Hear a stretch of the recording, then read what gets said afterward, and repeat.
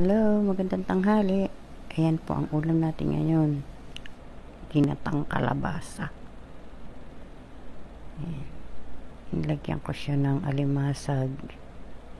2 piraso lang. Kasi mahal dito. Ayan siya. Ako, patutuyuan ko siya ng konti. Gusto ko yung malapot lang sa loob.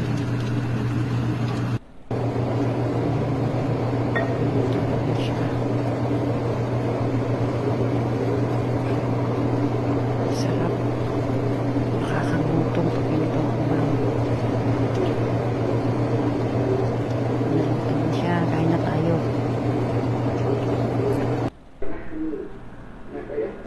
Santok na. Ayan. Kain na po tayo. Ginatang kalabasa na may sitaw at okra.